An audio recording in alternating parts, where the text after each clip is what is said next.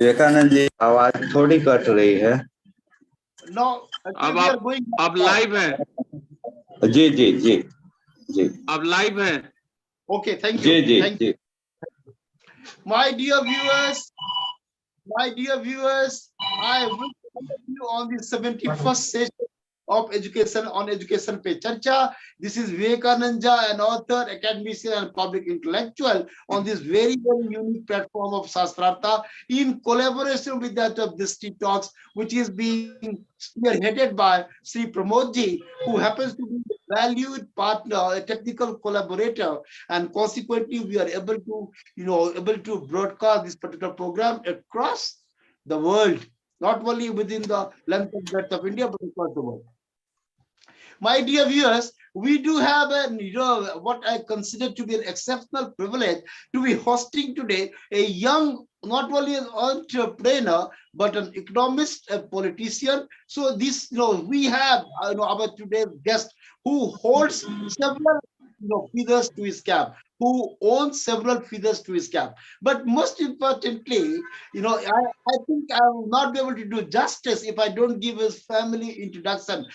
Sri DEEPAK Thakur ji basically happens to be, an illustrious son of a very, very illustrious father, Dr. Sri C.P. Thakur ji, who happened to be a very coveted colleague of that of India's statesman Prime Minister, who I consider to be India's greatest Prime Minister ever, Sri Atal Bihari Vajpayee. Dr. C.P. Thakur Sahab was the health minister, Union health minister under Vajpayee's dispensation. So this happens to be the introduction of the very, very illustrious father. And today we do have a privilege in terms of hosting Sri DEEPAK Thakurji, who himself wears several caps. And as we go by his introduction, obviously it would become crystal clear. My dear viewers, Sri DEEPAK ji, along with his honorable father and other family members, they all were suffering from COVID. Because when I invited him to be on our Education Pe Charcha, unfortunately then, despite giving his commitment, he had to back out on account of his indisposition, brought about the cataclysmic phase of COVID that we can never forget. So the generation already existing on earth can never forget COVID. So this being the case, we are privileged to see, that today Sri DEEPAK Thakurji is being part and parcel of the unique bandwagon of Education Pe Charcha. Small introduction of Sri DEEPAK Thakur before we straight away commence or kickstart our question answer session. The industrialist, a politician, economist, an alumnus of JNU, that is Jawaharlal University of Delhi. So, you can well understand that he has a lot of feathers to his crown. DEEPAK ji, we very much welcome you to on our very august show. And here, here goes the very first question. Walking down the memory lane, if you could take a peep into your sophomoric years and let our viewers know about the evolution of your journey from your sophomoric years till your graduation level. Mind you, JNU will be the next question. So till your graduation, please DEEPAK, very much welcome. Young entrepreneur and a handsome face. I call DEEPAK as a very handsome face. He has a very handsome face, to respond and welcome him, sir. Please, sir, Sri DEEPAK Thakurji.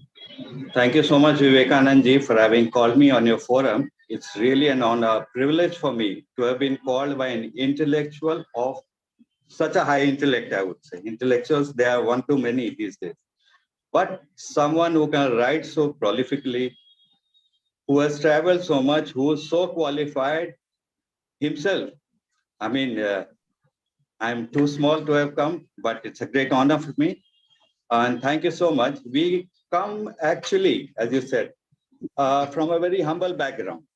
We didn't belong to any of those, I would say, aristocratic families or zamindar families or any such thing. My father came from a rural background. So we came from a family of uneducated people. Illiterates, virtually to say, my grandfather, grandmother, my buas, as we say, my father's sisters, who as we call them in Muzaffarpur. They were all illiterates. They could not even speak Hindi, what to talk of English. They all spoke in Vajika. From there, evolved our family. My father came to Patna. We started staying in a rented house. It was at Makhaniya Kuan. It is a doctor's lane from where doctors have evolved over the years. So this was next to Patna Medical College Hospital, where I was born. I was born there only. And my father took a place there only on rent. So, well, we used to go across the road after 8 o'clock. Our studies used to get over. Even the lanterns would go off. We would go across to get water from the water supply line. And there used to be queues. We used to fight. And that's how life started. It was always a struggle for us. We were not from Patna. We weren't from a very big background or any such thing. My father was the only one. So he was the earner, bread earner. Our only outings used to be when he used to go for a long call to Dhanbad or Darbhanga or Madhubani or Hazaribagh. Overnight it used to be. We used to be there at that place by 12 or 1 in the night, sleeping all the way. And then he would see the patient because he used to get some good money. In those days, 100 rupees or odd. And we would come back. That used to be it. It was a struggle all the way. First to find an abode, which we got finally in 71 or 72, a house of our own. We went there. My father was a bit unorthodox and a very big nationalist. He said, why go for astrology and things like that? 15th August, okay, we'll move it. They can't be they're more auspicious than this for India and Indians. 15th August, we moved in. There were no, the windows were not made, the doors were not proper, yet we moved in. That's how it started. But one thing very important for all of us in our family was when he married my mother, she had just done her intermediate. But he made her study. She did a graduation, post-graduation, and then the PhD also in Hindi.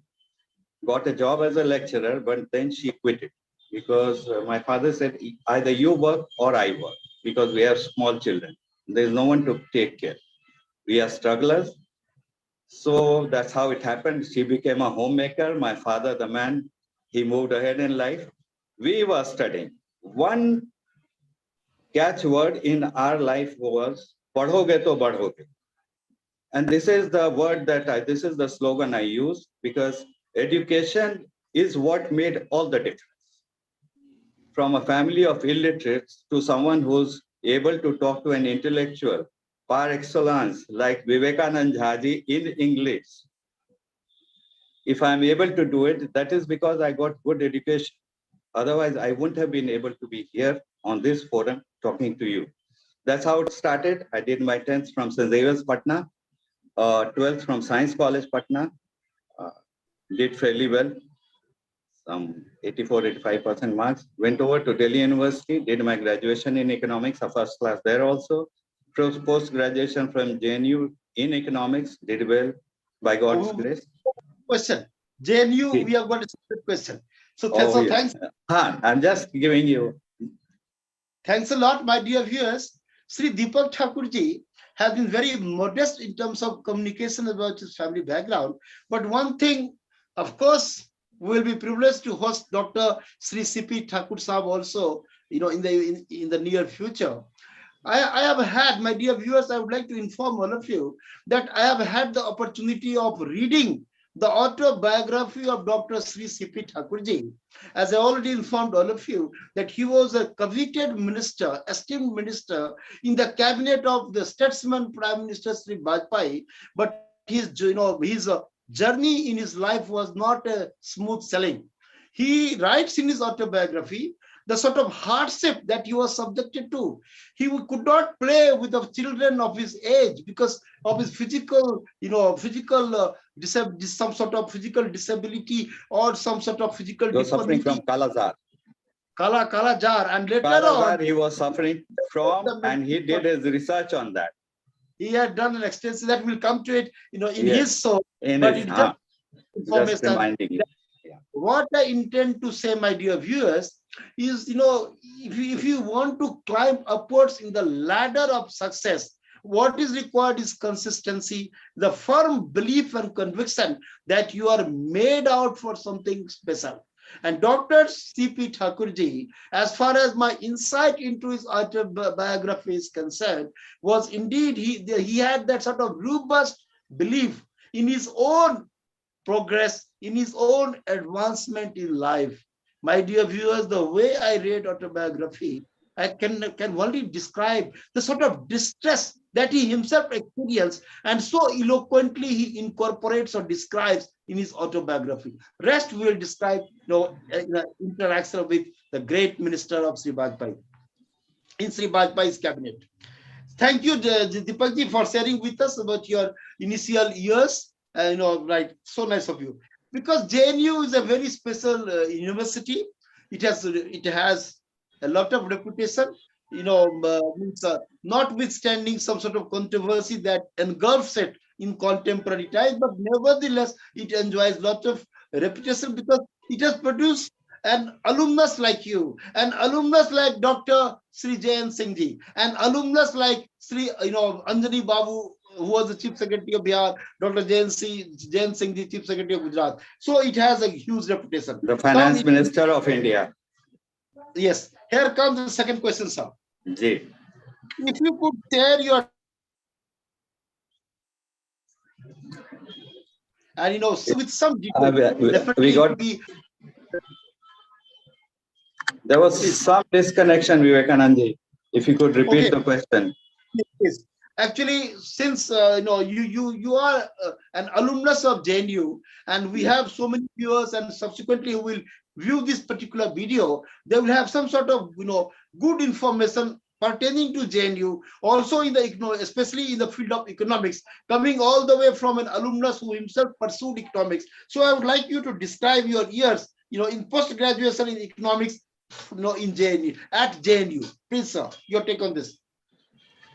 Vivekanand ji, one thing I would like to say, we in Delhi University, it was just a continuation from where I left in Science College, where it was more academic and more academic. And we studied, we took our tutorials, we gave our exams, did well. I got a first class. Very few used to get a first class in economics in Delhi University. I was among the privileged few. So I got a direct admission in Delhi School of Economics, direct admission. People in Delhi University who had a first class would get a direct admission. I was there for 1 year, but then it was too straitjacket. You did not get much of a time to think aloud, to speak out your mind. It was just books, books, and books. Somehow I felt stifled. I took that exam for JNU. It was a big gamble, so to say. Only 25 people getting selected in that CESP, as it was called, Center for Economic and Social Planning. 25 people from all over India. Some 2.5 lakh odds must be given in such a big population. Still one got selected. So from out there, one realized attendance was not compulsory. You come or you don't come.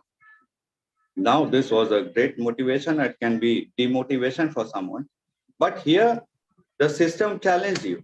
If you want to study, if you want to gain knowledge, you do it. The libraries, contrary to the normal there, they used to be open till 12 in the night. And many a times till very late in the night, till morning, we could do it. So JNU was unorthodox. And it could bring out the best from the more unorthodox you were, it would bring out the best in you. And it produced very good students. We had brilliant set of teachers also, very brilliant people. And you had all the options. You could just not study, not attend classes, yet give your exams, or do study, use the library, go on the intellectual forums, speak out, speak your mind out, interact with people. The chai per charcha was a very common thing then only. And in fact, it used to be Nibu Pani per charcha. Okay. Nibu Pani, JNU ka Nibu Pani used to be really good. And people love talking. And there one met a good set of intellectual guys. The intellect levels were very high, people coming from all over India, especially the place where you have studied. I would say Bengal, the boys who came from Bengal, they were a real challenging lot. They were very educated, very literate, I would say. Education, probably from Delhi University, we had an edge over them in economics, especially with our mathematics background. There we had an edge. But those people, they were very, very literate, actually educated, and they would rummage your thought process with their thought process, and then very good things would evolve. One would get to learn a lot from Surajit Majumdar and from my friends like that. They were very good people. One got to interact from various subjects. It was all very free. It was a brilliant place, I would say. Thanks a lot. My dear viewers, it just struck me because when our very, very esteemed guest, Sri Deepak ji, was trying to explicate on the various aspects and dimensions of JNU, it just struck me, even the Nobel laureate Avijit Banerjee, who was a contemporary of Dr. Jain Singh ji, as Dr. Jain Singh ji has informed me. So he also was, rather he is an alumnus of JNU. So what our very distinguished guest has described now, it becomes a matter of tremendous importance of free thinking. That is what JNU JNU engenders a subset of environment where free thinking is encouraged, and that has contributed to building a holistic persona of that of our esteemed guest, which is apparent from his very physical attributes as well as his ability, his communication prowess. It all the more becomes apparent and visible. Thank you, sir. I would say Vivekanand ji is too blessed by Saraswati. And now you put a figure in my mouth, I would say, free thinkers. When you said free thinking, I would say when we were there used to be SFI, the student wing of CPI, and BJP's ABVP. Mainly SFI, AISF, and BJP. BJP, ABVP was still coming up, slowly. Suddenly, from out of the blue, a team of thinkers was formed, mostly from Bihar, but from other states also, many of whom later went on to become IAS.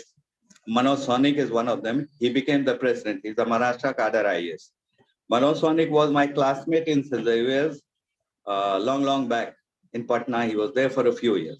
Then he went on. I don't know where did he study, but later on, he's a Maharashtra cadre IAS. A group was formed, a party was formed, an outfit was formed. It was called Free Thinkers. And Free Thinkers won the elections, outbeating all the established parties for so many years in JNU. So free thinking platform it was, and free thinkers, the term, it really appealed to the young people there. So it was actually a free thinking place, a free thinking platform, free thinking institution. Great for all these revelations, my dear viewers. I thank our honored guest for coming out with for dishing out all this sort of information, and of course they all would prove beneficial for our readers, especially for the student community. Thank you. We are just coming to this question, sir. You claim to have worked for the backward children under the banner of Balaji. If you could kindly share your experience in the given direction, your take on this, please. Vivekanand ji, one thing I'd surely like to share.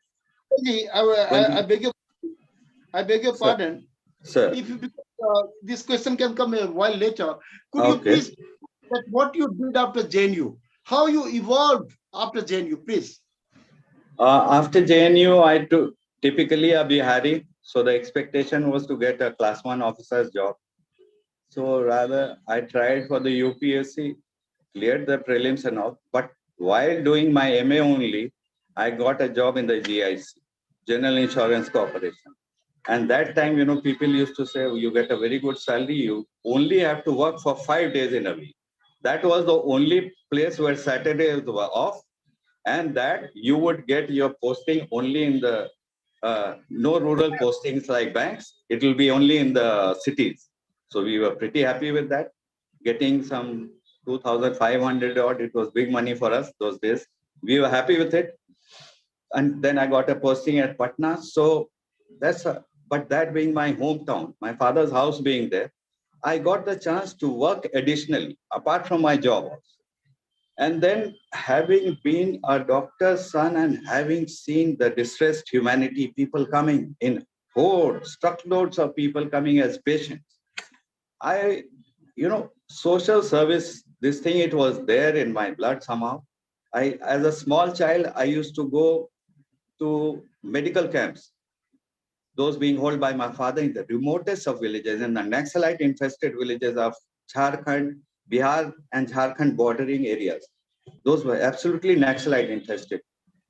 Where there we used to go, I, having read in an English medium school, I could read the prescriptions of the doctors. I used to be the errand boy running with the medicines, then explaining it to the populace there. Ye dawa 2 baar khana hai, din mein ye 3 baar khana hai, this way, So this thing, this drive got embedded in me since a very early childhood, or junoon jaisa hua. And it is there till today also. Getting patients admitted somewhere in AIMS, Delhi, somewhere in Tata Memorial Hospital. Once I'll tell you a small incident.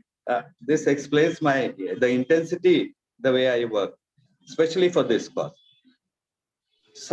I was there in Hyderabad in a meeting with some top IAS officers. We were doing a presentation and one boy was calling up continuously from Patna.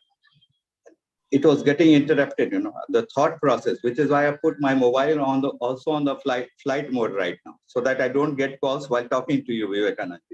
So the thought process shouldn't get disturbed. But he was calling up continuously, it was getting disturbed. Finally, I picked it up. So he said, typically a Bihar boy, but a very genuine boy. He said, Bhaiya, hamniyon ka phone na uthi, to kekar uthi. I said, what happened? He said, there is a lady, 19-year-old, she has gotten cancer again. I said, what do you mean by again? He said she got cancer at 16, 1 year of treatment, she was okay. Then she got married. Now at 19, again, she has gotten it. Can you help me somehow? They are there, they are not getting admission. I said, how now? What time is it? I said, he said 5 o'clock. I said, things must be over there, but give me some number. I said, okay. He said, okay, he gave me a number. When finally I could call, it was the peon who picked it up. I gave all my introduction, that I could. I said, my father was the ex-health minister, this, that, see, this is a patient in this. You know what? The peon asked me, Sahab, tum Angrezi bolta hai, tum Bihar ka hai? I said, yes, I do. I can speak in English. Why? He said, the person who comes in the morning tomorrow, he's a South Indian fellow, he speaks good English, he's my boss's PA. If you talk to him in proper English, I'll surely help you by saying that he's a very genuine person, son of this guy. And luckily for me, the same thing happened the next day. I talked to that PA and that patient got admission. So this is how I keep on doing it. And by God's grace, I think going by my nature, I have been able to do it a lot and I feel happy doing it. So this kind of thing, it transgressed onto from health. Corona period. Corona, I did so much, and from wherever I could connect to get people oxygen, to get people beds. And I did so many webinars just on this, the awareness program. This Remdesivir, which was selling in black, finally we got a web system created where it was being delivered at doorstep, from selling in black to 70, 80,000, nearly 1 lakh a while, that was finally to 3,000 rupees in the hospital at the doorstep. Thanks to Pratyay Amritji, he created a system, and a very honest drug inspector, I would say. He did it. I still haven't met the man, but I thank him for having done it. So this is how it has been for me. The journey has been like that. And it transgresses onto other directions also, especially education. Education too. But one thing is well and good, you just described about your journey. But I would like to know that you, as you informed our viewers, that you were posted as an officer in insurance Yes. company. But then how you exited from there, and how you evolved yourself as a politician, as an entrepreneur, and as an economist, a blend of all these three. Brilliant question, I would say. This detour happened. Some things happen by chance, in life. I was doing well as an officer in the General Insurance Corporation. I was quite a performer there. I had gotten my first loan-free, installment-free car as a reward. Amarti 800. In those days, as a young man, I used to love driving it. I used to be very happy with that accomplishment. Suddenly, I was told, and then one had dreams of going from Patna to Delhi, maybe from Delhi to Lloyd's Insurance, work somewhere big. I was told, why don't you go to Muzaffarpur? I said, why?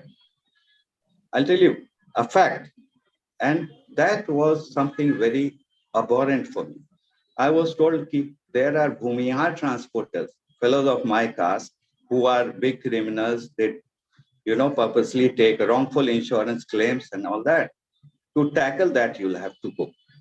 I said, nothing. I was not meant for doing this. And don't put me in that bracket that I, being from this caste, will go to counter the criminals.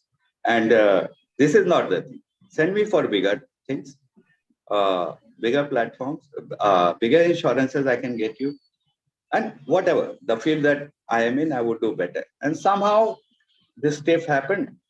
Finally, I resigned. I didn't know much about what to do. My brother had started a pharmaceutical business. I joined him there after some deliberation of 6 months, not knowing what to do.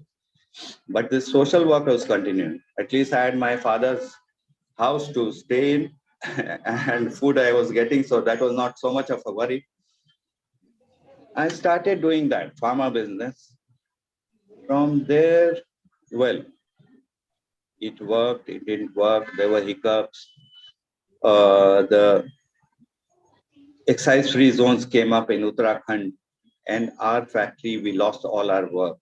There were hiccups all the way, and he was mainly looking after it. Later, when I joined, I would say one thing. One place that taught me how to do business was Gujarat. When I came here, I didn't know too many people. There was a lot of loan on my head, somewhere to the tune of 9 crores. It had gone up. I was not knowing how to clear it off, and my parents would say, "Ki lagta hai ki jo ek ghar bana hai yahan pe, which is mortgage to the bank, it will never get cleared." And my father would say tauntingly, "Ki this complex that I made in your mother's name, I think it will get mortgage to the bank, and the bank will do nilami one day." Now this nilami what I seen only in Amitabh Bachchan's movies, or in the newspaper, the nilami niveda. So that word used to really hit me in the head, how to do it. One time jokingly, I asked a Gujarati friend of mine, here, Ashwin bhai, how do you Gujarati people manage to cough up so much money and then run away to England and somewhere with all the loans? How do you people do? Jokingly I said. Yes, so he said, to tell you for the fact, I used to be so, distressed with so much of loan pressure, having to prove to the society, to my parents, to the world at large. He said, देखो, तुम्हारा जो background है, तू भाग भी नहीं सकता, मैं तो भाग सकता हूँ. लेकिन तेरा इतना बड़ा बैकग्राउंड है, तू भाग भी नहीं सकता, कहीं से पकड़ा जाएगा तू. So do one thing. अगर निकलना है, अगर पानी में डूब रहा है तो तैरना सीख. This was a big lesson. Try to swim, you might come ashore, but if you don't, you'll drown. He said, I'll provide you with the raw material. I will do your manufacturing. You get me the raw material. You have a lot of credibility in the market. Your name, you have credibility. Get the raw materials. I will manufacture. I'll give you credit. You sell it in the market, give me money, strike off your loans. There's how the process started. I started repaying the loans. The NPA that I had learned in my economics lessons, and I had written so much and gotten good marks also. And the bank told me 2 installments have not been paid. Real life experiences, Vivekanand ji. Bank told me that 2 installments you have not paid. The boy was from Bihar. Forgetting his name now, a very good officer. He said, ki, Dekhiye Deepak ji, I have seen your father's house. It's a landmark in Patna. Don't want the SBI board to be there. 2 installments you haven't paid. There are 15 days left for the 3rd installment. If you don't pay it, you will become an NPA. It was a Friday, Vivekanand ji. I said, give me time till Monday. I'll be back to you. Saturday, Sunday, I could not sleep. I pulled my bed down on the floor. I kept on thinking. For 3-4 years, I just slept on the floor, went, worked, came back. But Monday morning, I thought over the whole thing. I told him, this 15 days, I can't clear 3 installments. If I pay 1 installment, I won't be NPA because there'll be 2 left again. He said, yes. Are you applying your Bihari Buddhi or Bhumihari Buddhi? Frankly speaking, he was a caste fellow, a very nice, affable person. Sanjay Ambastha, his name was. But he was very helpful. He said, do it, but clear the other 2. Take your time. December, I paid that. By February, I cleared those 2 installments also. And then this process started. Having done this, somehow having established this, I made it run, cleared the loans off. Then came some friends. One Mr. Randhir Jha and a lady Kamna Jha. These 2 intellectuals, these 2 smart young fellows, one working in Delhi and one working in Mumbai. Both had their established work, but they had this passion to do something for their homeland. He said, why don't you help us? I said, how? They said, we'll establish a dairy. I said, where? He said, Madhubani, Pandal.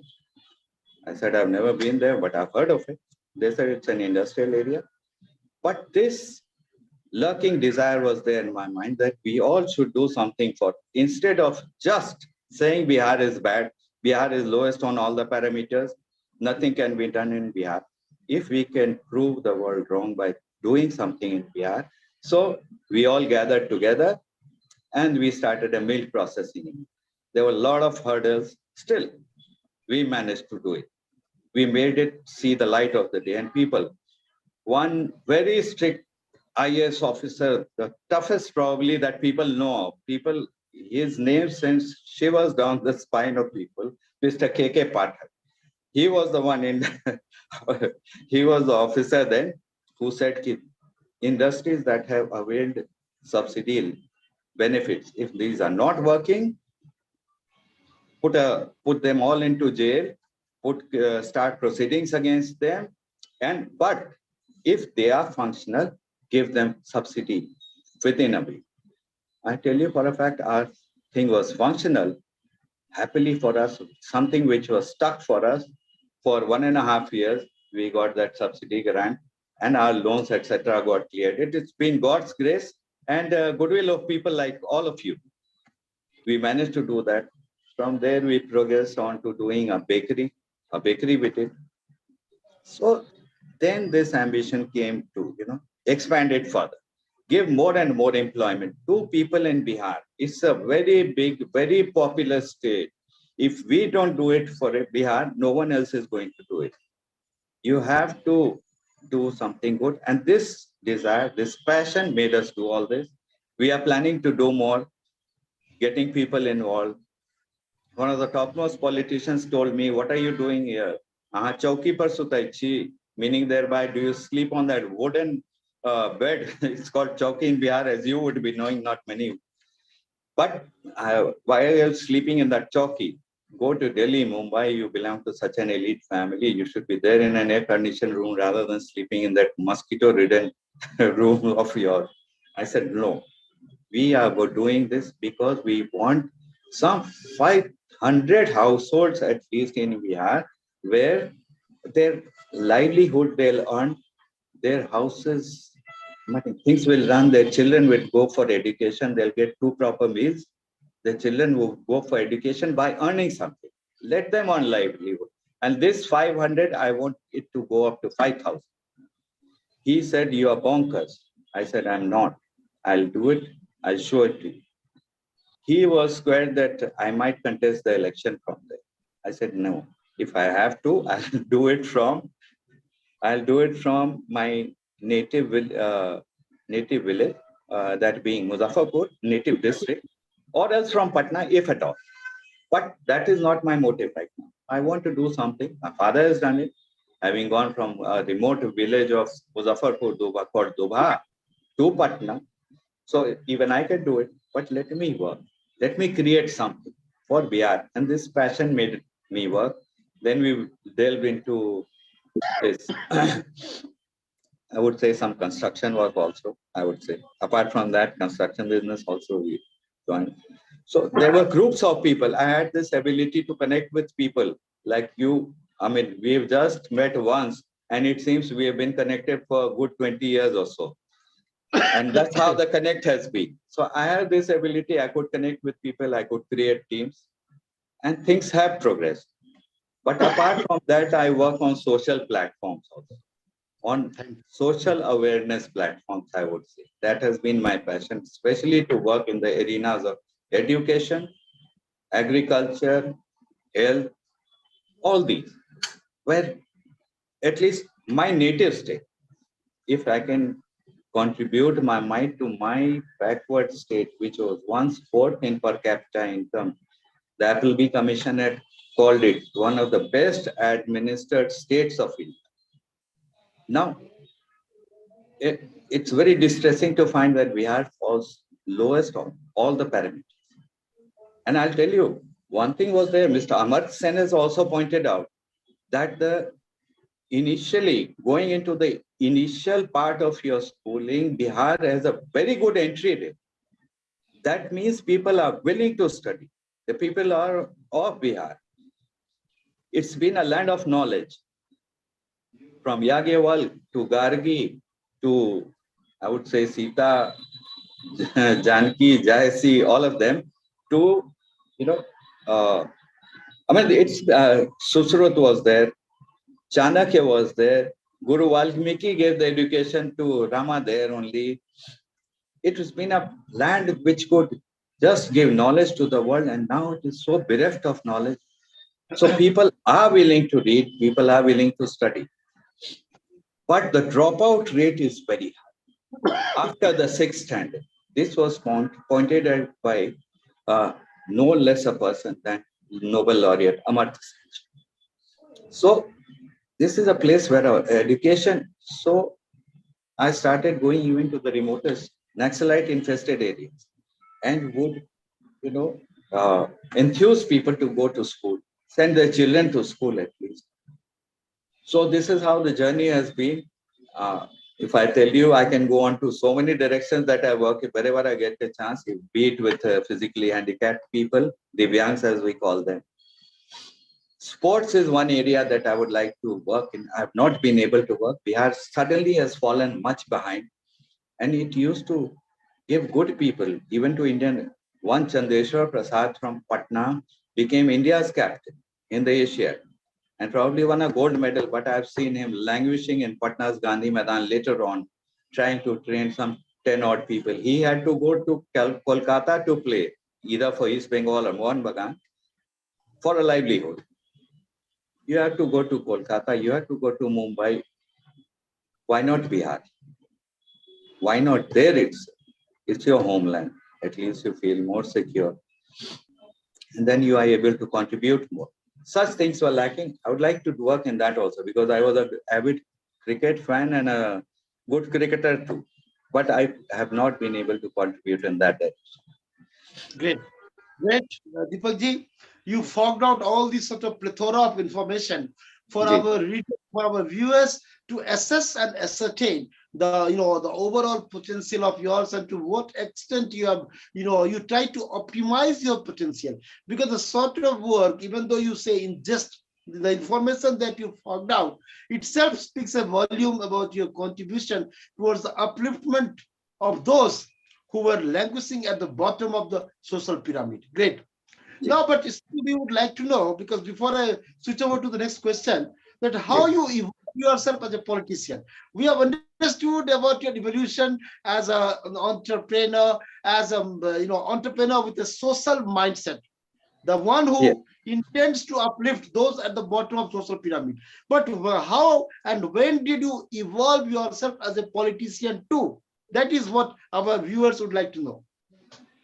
There's a very thin line to cross, somewhere. It was there, our social presence was there with my work in various arenas. One more arena I would like to add, Vivekanand ji, that was working on Indian languages, not just Hindi. So this kind of issues I used to take up. For example, I'll tell you what, in the High Court and Supreme Court of India, I had taken up this issue and gone up to the President of India then, Ramnath Kovind ji. As per Article 348 of the Constitution, you can argue or present your case only in English in the High Court and Supreme Court of India. It is not Hindi, or in the High Courts, you can't present your case in the local language or not even the draft. Now, a lot of advantage is taken by the lawyers, the advocates, from the simple public that goes up to them. So I talked to the president there, given a memorandum also, which he liked. He said, yeah, I remember Ms. Kovindji telling me, you raised a very good issue, Deepak. I had talked about it because I, being from a Hindi state, and being an advocate, I know this happens. So you raise this issue, I being the president can't, but you say. So this kind of issues, to green hydrogen, recently I would say we did a talk on green hydrogen, net zero carbon emission and all that with IIT Delhi. This was just 2-3 months back. So plethora, anything that one can contribute to the society, to their enlightenment, to the advancement of knowledge. So all this was happening till suddenly came this issue. I was made in charge of Kisan Morcha's, Gujarat Kisan Morcha. Fair enough. Give me any responsibility since I had my business establishment here. It was suiting me. And I love doing this. Going to the people, going to the rural folk, going to the agriculturists and the small farmers, marginal farmers. Having come from a state like Bihar, where 84% of the population still thrives on agriculture. 84% of the population and 76% thrives solely on agriculture. Nothing else could grow there. People keep, धान से गेहूं से धान इसी के बीच में, the year comes to an end. The life keeps moving between the two. So how to speak of how to work for the betterment of the farmers. So this thing appealed to me. I was given this opportunity.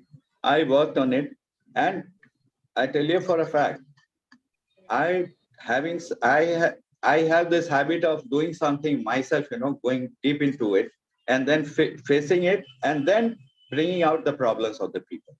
And I realized that if I, with such a privileged background, if I face such problems, like I'll tell you what, the MSP of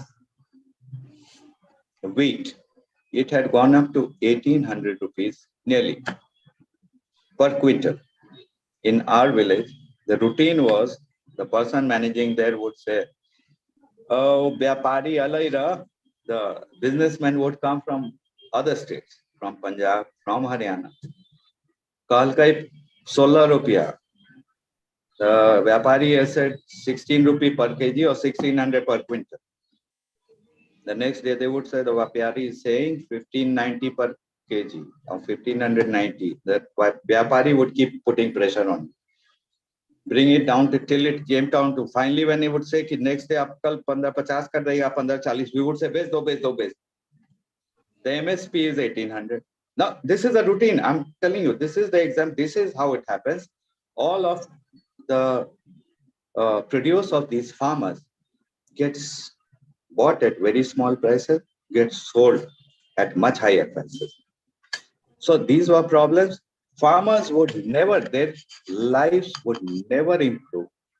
And they would be in the quagmire of gehu to this wheat and rice. This quagmire, they'll be there, trapped in it all the year round.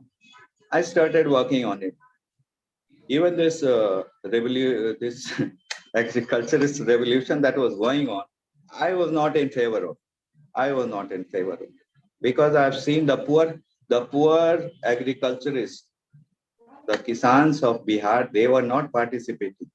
They were just struggling hard to earn a livelihood. They couldn't have stayed away from their field, and they couldn't have sponsored an event like Super Bowl, a tournament where you have to pay lakhs of rupees for a few seconds. How can you? So these things, and that's how I stepped into this. So people would take me to platforms. Suddenly, we made a Bihar Cultural Association, getting our Hindi-speaking people of Gujarat. Since I was working in Gujarat, so I had this set of people, like-minded people. We started raising the issues here. That became a force to reckon with. Later on, I was asked, why these Hindi-speaking people, you have to work on that vote. Some factions are against, so I said, yes, if you want to win, I wouldn't name the party, but I said, if you want to win, you'll have to use this vote bank. So somehow, so that's how people said, okay, they felt I was useful. I could speak well a bit. And all these things taken together, and my genuineness as a person, as a worker, in anything that I did. So that all those things prodded me towards politics. That's how I am. One aspect of mine. Great, my dear viewers. Indeed, I'm absolutely in agreement, in letter and spirit with what our distinguished guest has just now articulated. Indeed, his purity of his heart is very much apparent on his face. So his journey has not been because of his, moodings, because of his political moodings, but because he worked hard to carve out a special niche for himself without backing on the parental, on the, you can say, family tag. That is the way he independently built up his image today. That itself speaks a volume that how a politician should be like. You have to work in order to earn a name and brand for yourself. Thank you, Deepak ji. Thank you so much. Yes. And we send the best of wishes to you, because you are such a person who intends to work for the betterment of the society. And that is what we need in contemporary times, especially in the world of politics, which is absolutely infested by most undesirable elements, to say the least. Thanks a lot. Now I'm coming to a very important question. You also claim to have organized seminars on the Jayanti of Adi Shankaracharya in Bararas, and again on Vivekananda Jayanti too there. So what are your views on both the above Yug Purush of the nation? Because I tell you, Deepakji, I would like to mention this fact that once I was in Ara, in Bihar, yes. Jagat Guru of Puri had gone there. And yes. People in the neighborhood expressed their absolute ignorance about the name of Adi Shankaracharya. It came to me as a bolt from blue. I was almost gobsmacked that how could the people of India be so much ignorant of even knowing about their roots, because Adi Shankaracharya was the raison d'etre of this very republic we have today. Yes. Maybe it was the Bharat Barsha. Talking about republic might not be correct, but republic is nothing but a progeny of that of Bharat Barsha. Now your take on Vivekanand ji,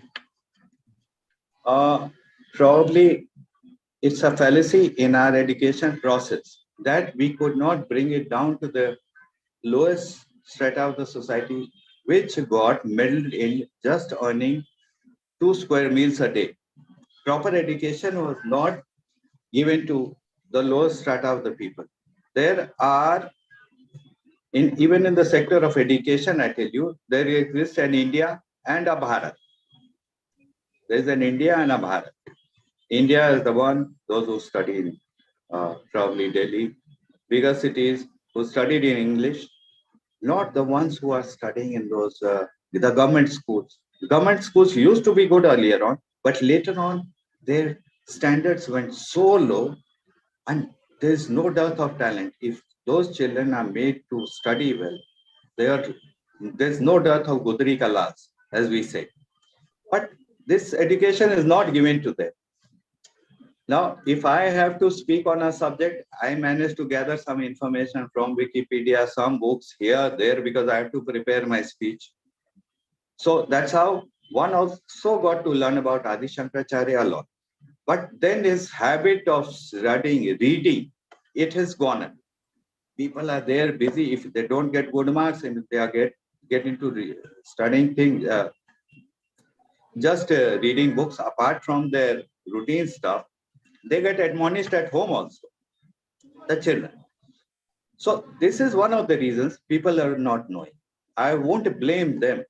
I would blame the education process till now, where they would have been knowing about the Babur and Akbar and Shah Jahan. You know that line. If you ask me, I would say Akbar, Humayun, Babur, Humayun, Akbar, Jahangir, Shah Jahan, and Aurangzeb. Now, this line I would remember.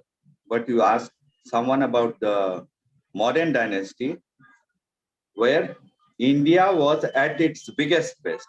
I purposely say that because then my Patna was the capital of India, that huge India, starting from Burma to maybe Iran, Iraq. It's expanded there. But that part gets this much of a reference, maybe not more than a paragraph. It doesn't get more than a page in the history books. But all these, when India was a subjugated state under the Mughal rule or the British rule, you will remember the names of so many lords, but not our own illustrious leaders. So how would they know much about Shankaracharya? These were the people who made Hinduism alive. I would say Shankaracharya is one person who made Hinduism alive.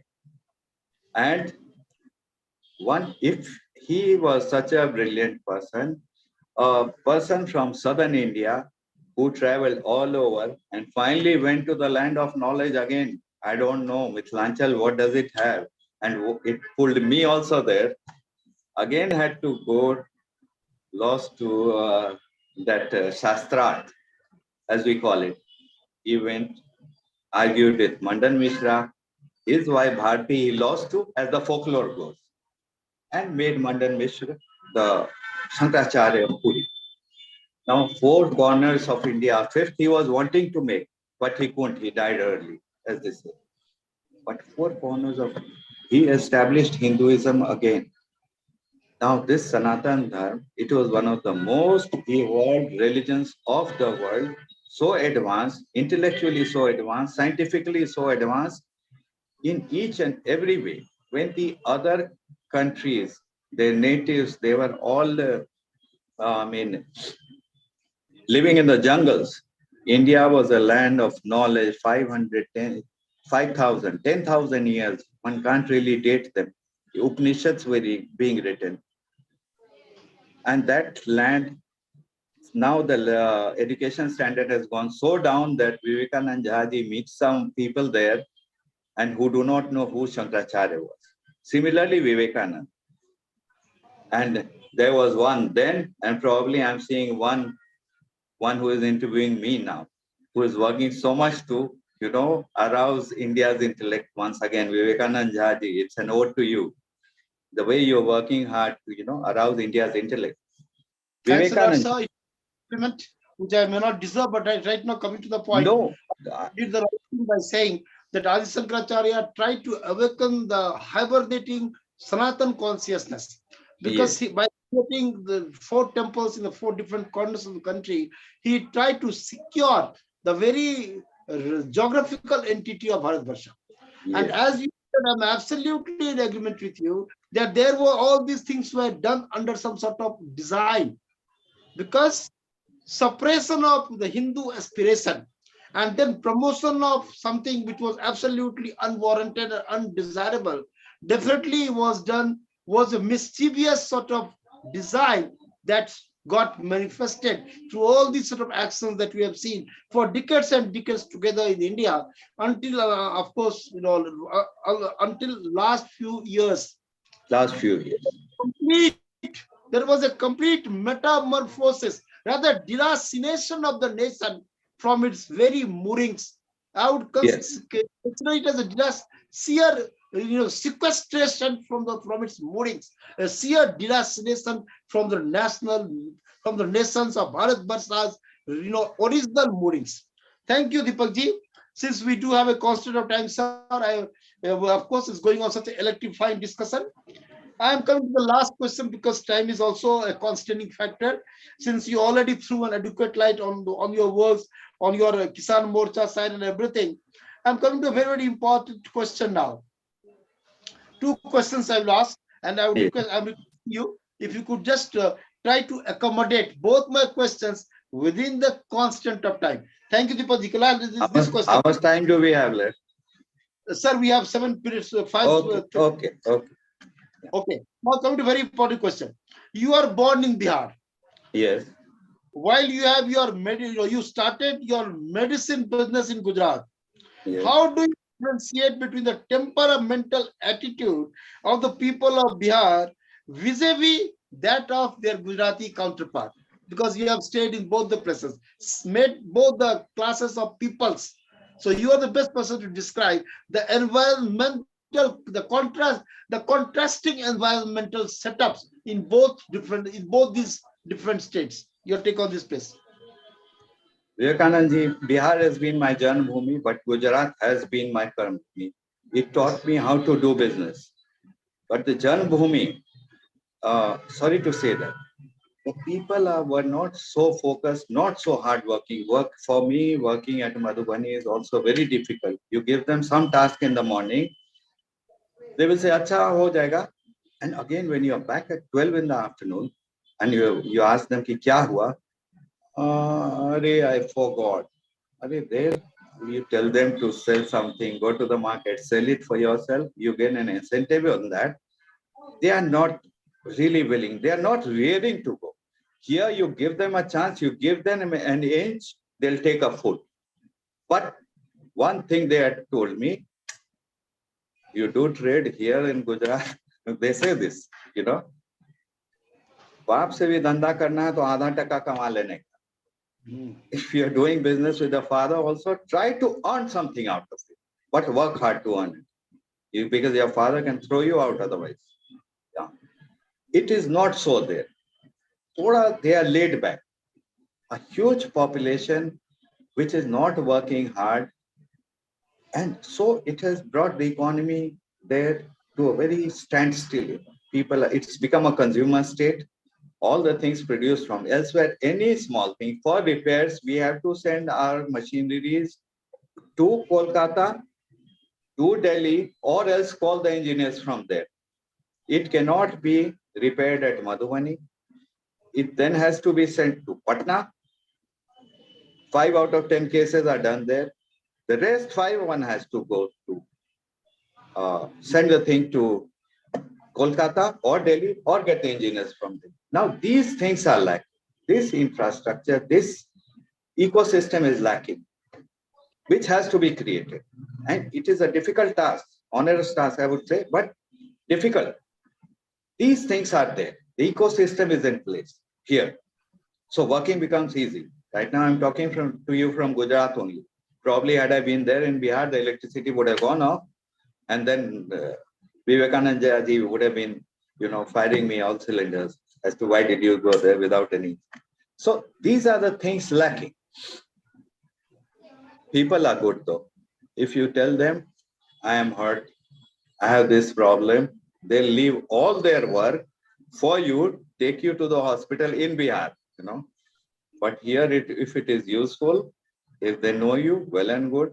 Otherwise, they go their way, you go your way, you take your way to the hospital yourself. There lies the difference. Great. I'm just coming to the last question. Yes, one more thing. Any major movement, Mahatma Gandhi from Gujarat had to come to Bihar for that movement. Right. And JP could start his movement only from here, not from anywhere else. So this is the land of revolution.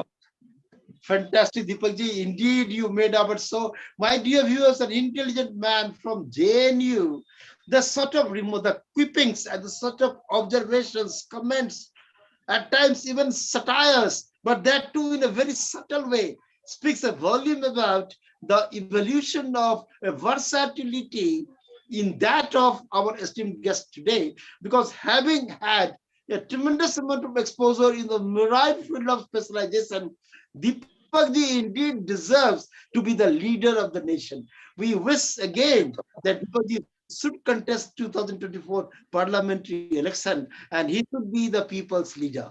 This is the best wish I'm extending to beloved brother Deepak ji, because he has a charisma. You have seen the charismatic personality in him, with our added, with a complementary, you can say, bonanza of that of being, a very, very vivacious, a very, very vivacious sort of personality, as well as an articulate one. Great, Deepak ji. Last question, it's just coming to you. Last question. Yes, what are your primary contribution? We have understood, sorry. I'd just like to ask you that since now you are absolutely, it is a call, clarion call of the people of Bihar, that you, men like you, should join politics. Because if there are so much educated people, and I would like to tell you one thing, my dear viewers, that often people I have seen, they have some sort of apathy, or even I won't say apathy, but the appropriate word would be, that is antithetical attitude, some sort of paranoia for politics. But then, if educated people don't join politics, that means you are giving, some sort of, you are paving the way for all sort of undesirable elements to lead you. Then how come you blame those people? Because you have ceded the space to them. You have given a walkover to them, and now you are blaming them. That is absolutely an act of hypocrisy. Therefore, against this backdrop, if such educated and talented people who have so much, work to his kitties, to such an illustrious credentials to his kitty, men like Dr. Sri Deepak Thakurji should join politics, should be an aspirational leader of the people. Because people have aspiration, and they should find the genuine people, genuine persons or people as their leaders to fructify or to crystallize their aspirations, in the definitive terms. Therefore, we all wish Deepak ji that he should take up the mantle of leadership and be a genuine, face of the leaders that India so desperately requires. So this is what is our best wishes to him, and our strong urge and aspiration that he is an aspirational leader, the man who will fulfill the aspirations of the people. That is why Bihar should be cleansed of all sort of accumulated dirt that we have in politics today. Thank you, Deepak ji. We are just coming to the last question.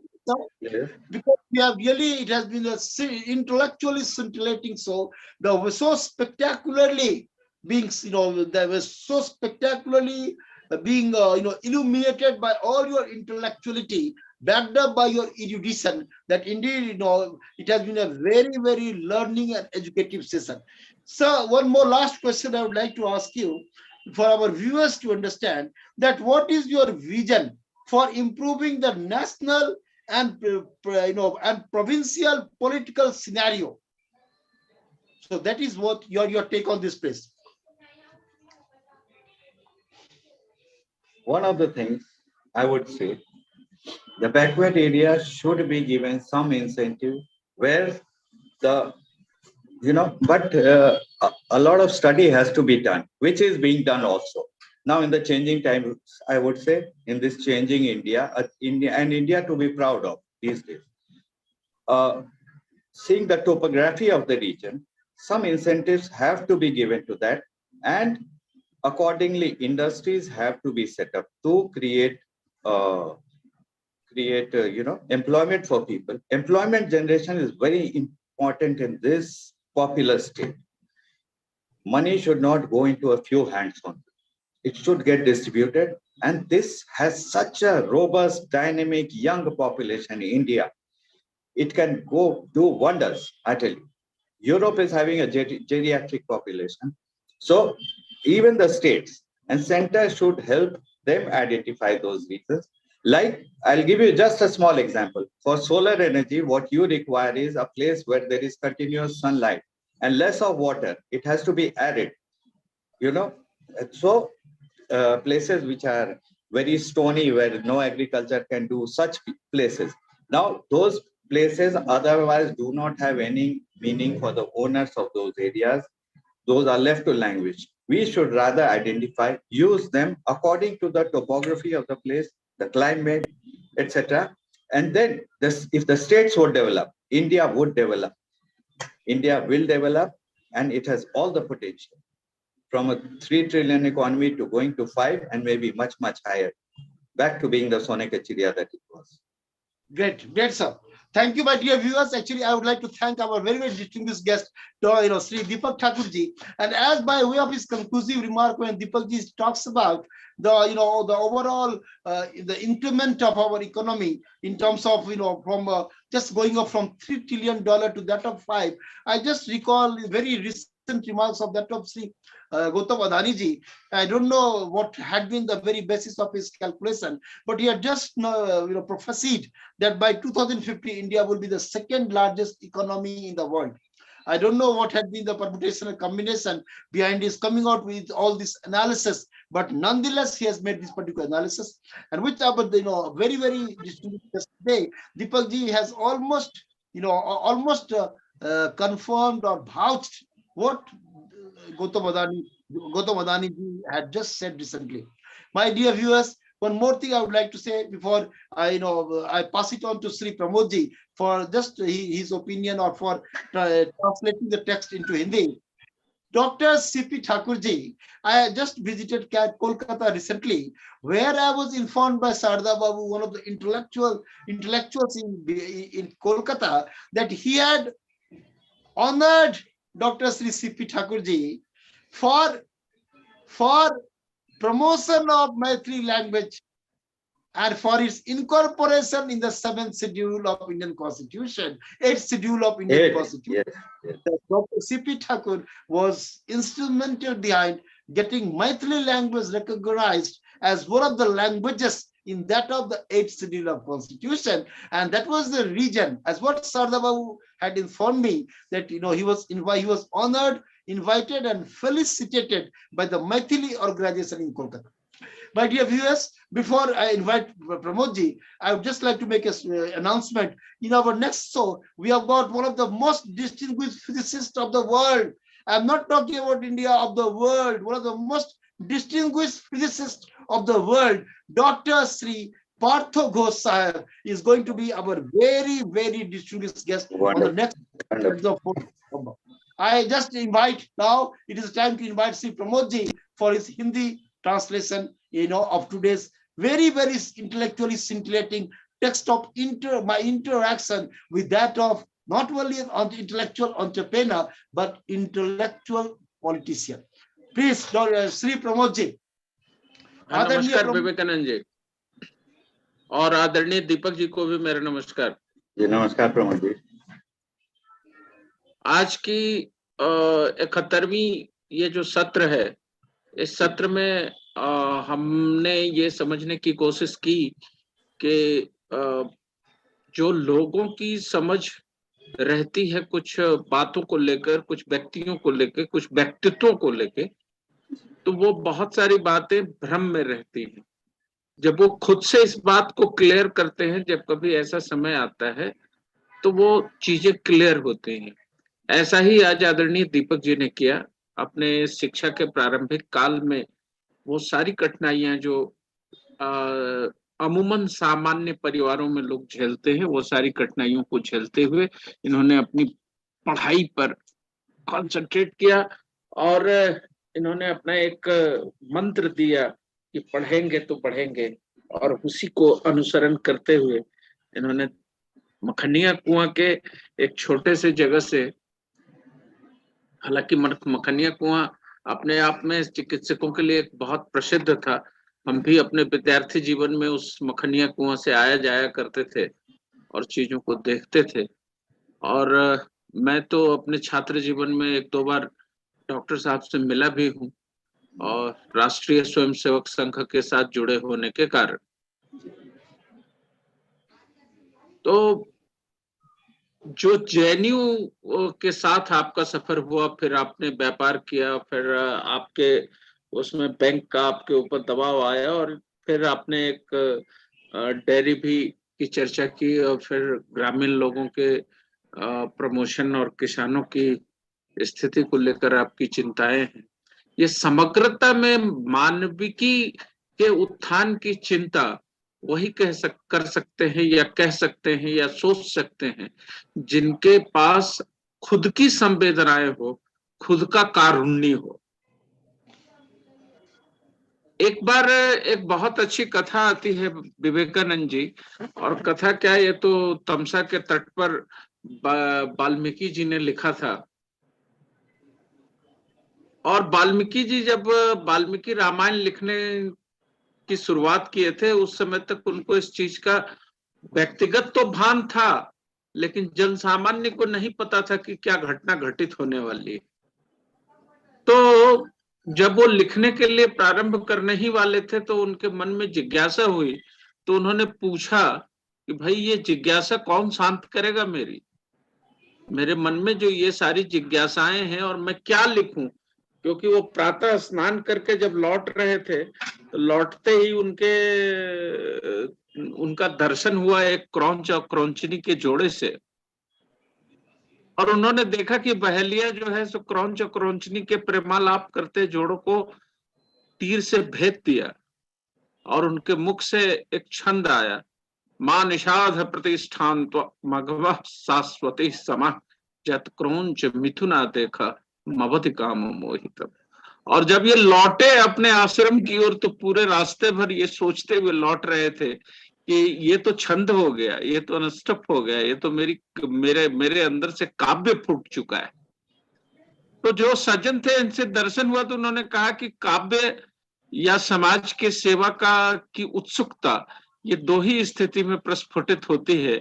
वह यह है कि आप में कारुण्य बढ़ गया है, और जब कारुण्यता बढ़ेगी तो दुनिया में और भी लोग हैं, यह दिखाई देगा, और फिर उनकी सेवा होगी। इसी में नारद जी ने इसकी एक और प्रथम सर्ग के एक दो श्लोक और मैं इसमें जोड़ना चाहता हूं। अब देखिए कितना रिलेवेंट है। 5000 वर्षों की रचना आज भी उतनी ही रिलेवेंट है कि नारद जी से पूछ रहे हैं वाल्मीकि जी एक सिंपल क्वेश्चन, और वो पूछे हैं कि कौन अस्मिन् सांप्रातम लोके कस्य वीर्यवान धर्मज्ञस्य कृतज्ञस्य सत्यवाक्यो दृढ़व्रतः चारित्रेण च को युक्ता को नानुसूयक कस विभाति कस्य प्रिय दर्शन। ये सारा बात उनसे पूछे हैं कि कौन दृढ़व्रती है, कौन अनुसूयक है, और इन सबके अलग अलग अर्थ हैं। और कौन दृढ़व्रती है, कौन ज्यादा वीर है, कौन वीर्यवान है। तो बहुत देर चुप होने के बाद नारद जी का जवाब आया था, इक्ष्वाकु वंश जातो रामः नाम जनई श्रुता। देखिए वाल्मीकि जी, इक्ष्वाकु वंश में एक राम नाम से व्यक्ति हुए हैं, जो लोगों के बीच में बड़ा लोकप्रिय है, और लोग कहते हैं कि इनके अंदर वो सारे गुण हैं जो आपने पूछे हैं। तो एक बार आप लोगों से तहकीकात कर लीजिए। तात्पर्य यह है, ये समाज कितना भी ज्यादा विकृत हो जाए, एकल हो जाए, इसकी ये कितना भी कष्ट में रहे, इसकी अर्थव्यवस्था, मूल व्यवस्था, इसकी चिंतन शैली, ये कैसा भी हो जाए, लेकिन इसकी जड़ इतनी मजबूत है सनातन की। जैसा आदरणीय दीपक जी ने कहा, शंकराचार्य की जयंती मनाते हैं, विवेकानंद जी की जयंती मनाते हैं, और विवेकानंद जी तो खैर अद्भुत काम कर रहे हैं 71 एपिसोड से। सनातन की जड़ इतनी मजबूत है, जो व्यवहार में है, चिंतन में है, विज्ञान में है। इस जड़ को उखाड़ फेंकना किसी के बस की बात नहीं है। जैसा आपने कहा कि हमको अपना काम करते चलना चाहिए और अपना बेस्ट एफर्ट देना चाहिए। मैं समझता हूं कि आज के जितने भी श्रोता हैं उनके लिए आप जैसे प्रबुद्ध महामानवों के द्वारा कही गई बातें पाथेय साबित होगी और निश्चय ही यह जीवन में एक परिवर्तनकारी होगी।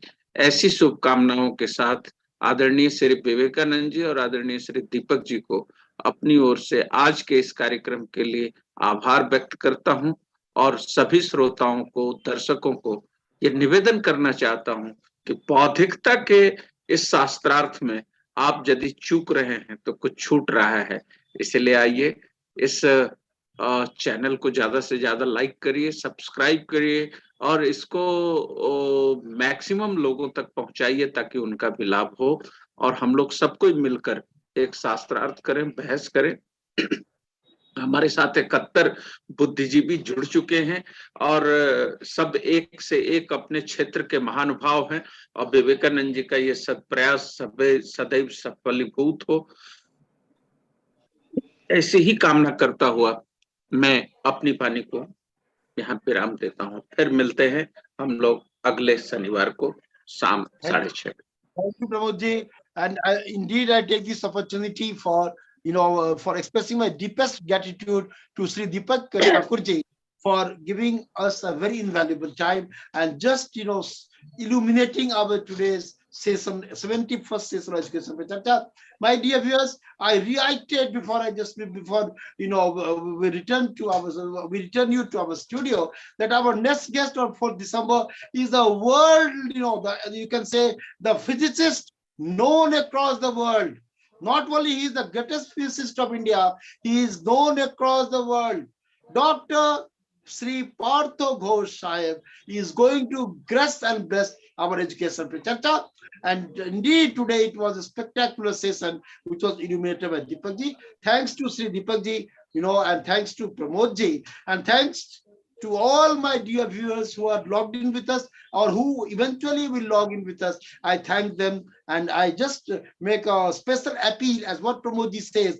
Try be a part and parcel of our unique and spectacular bandwagon of that of Education Pe Charcha. Thank you. Thanks to all of you. Thank you, Vivekanand ji. Thank you, Pramod ji. Thanks.